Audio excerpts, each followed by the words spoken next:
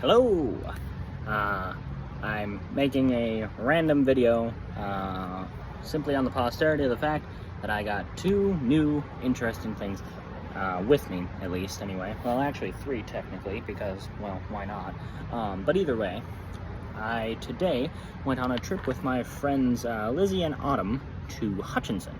And while we were there, we spent the vast majority of the time in an antique store, and then we walked around town. But since Autumn wasn't feeling great due to the sunlight in her eyes, we decided to go back early. We stopped at Subway and had, well, decent subs there, and then came back this way. But anyhow, besides that, I'm showing you my first Confederate note.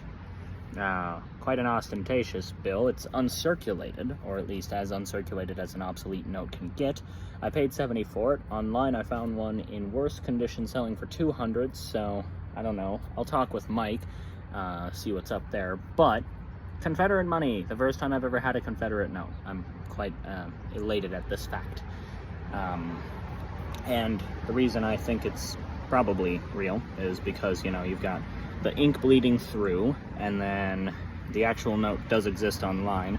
Plus, there's a stamp here. It says Treasury. And now that I look at it, I was thinking it said 1867, but it looks like it says 1862.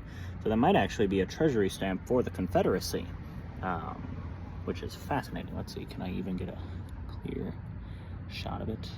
I think that's about as good as it's gonna get. But yes, fascinating work here.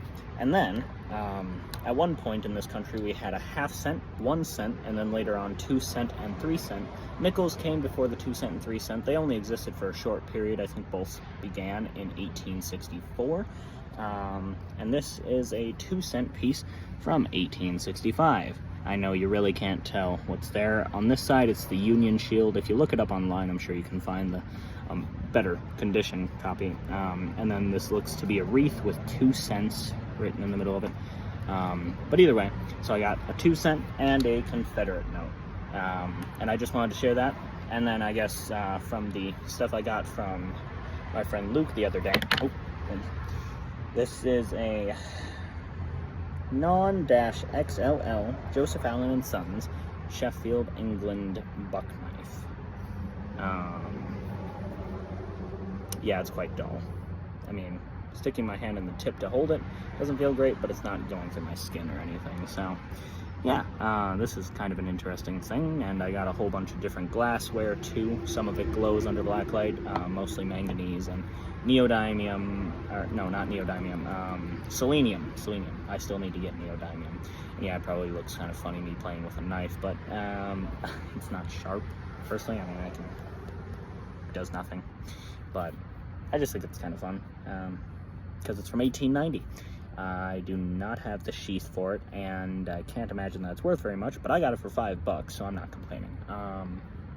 Either way, so yeah, that's a random update on things that I've gotten and an adventure that I took today. I kind of wanted to make this video because it's very similar in regards to the video I made a couple years ago. Just about as long too, surprisingly. But either way, well, a couple years ago is 5 years ago now. But that's the one where I got my 1935 $1 bill.